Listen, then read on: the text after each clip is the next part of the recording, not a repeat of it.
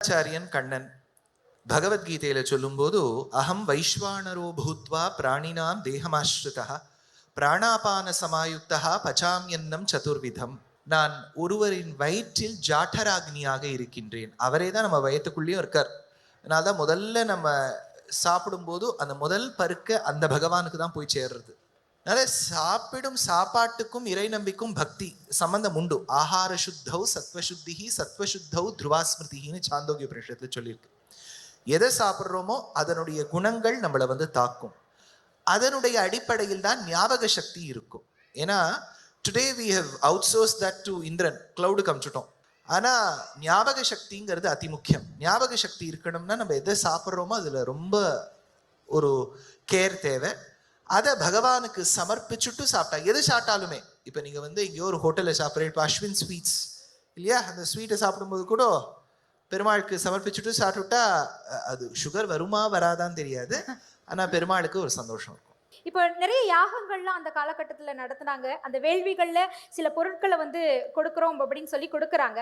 அதே மாதிரி இப்போ ஒரு சில நம்பிக்கைகள்லாம் நடந்துகிட்டு இருக்கு. இந்த மொட்டை அடிக்கிறது, இந்த மாதிரி பல விஷயங்கள் நடந்துகிட்டு இருக்கு இல்லையா? மொட்டை அடிக்கிறது, மண் சோறு சாப்பிடுது, அப்புறம் தீ மிதித்தல், இந்த மாதிரி நம்பிக்கைகளை உங்களுடைய பார்வையில் எப்படி பார்க்குறீங்க?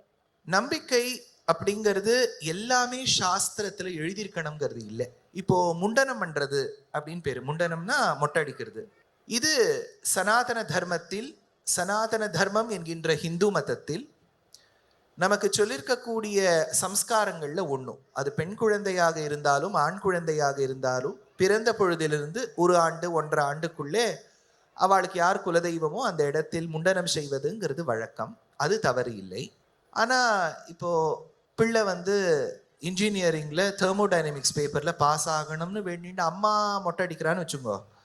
மொட்டை அடிக்கிறதுல ஒன்றும் தப்பு இல்லை, அவளோட இஷ்டம். ஆனால் அதுக்கு முதல்ல பிள்ளை படிக்கணும் இல்லையா? அது அதி முக்கியம். அதனால எந்த ஒரு நம்பிக்கையுமே சாஸ்திர விகிதமாக இருந்தால் தேவையில்லை. ரெண்டாவது, நம்ம கடைபிடிக்கக்கூடிய எந்த ஒரு சம்ஸ்காரம், எந்த ஒரு நம்பிக்கையும் இன்னொருத்தருடைய வாழ்வாதாரத்தை பாதிக்காமல், இன்னொருவருடைய மனதை புண்படுத்தாமல் இருந்தால் அந்த நம்பிக்கை கடைப்பிடிக்கிறதுல ஒன்றும் தப்பில்லை. அதனால இப்போ மண் சோறு சாப்பிட்றான்னு வச்சுங்கோ. இப்போ அவள் சாப்பிட்றதுனால எனக்கு என்ன நஷ்டம், எனக்கு என்ன துக்கம்? சாப்பிடலாம். மொட்டை அடிச்சுக்கிறா, அது எனக்கு என்ன துக்கம்? அதனால இன்னொருவரை பாதிக்காமல் இருந்தால் அது உங்கள் கண்ணோட்டத்தில் மூட நம்பிக்கையாக இருந்தாலும் அது சாஸ்திர விகிதமா இருந்தா தப்பில்லை. அதே மாதிரி ஒரு கேள்வி இருக்கு. இப்போ எப்படி நம்ம தேன்னு சொன்னா வாய் இனிக்கிறதோ, அதே மாதிரி சொர்க்கம்னு சொன்னா எல்லோருக்குமே அது எப்படி இருக்குன்னு பார்க்கணும்னு ஆசைப்படுறோம்.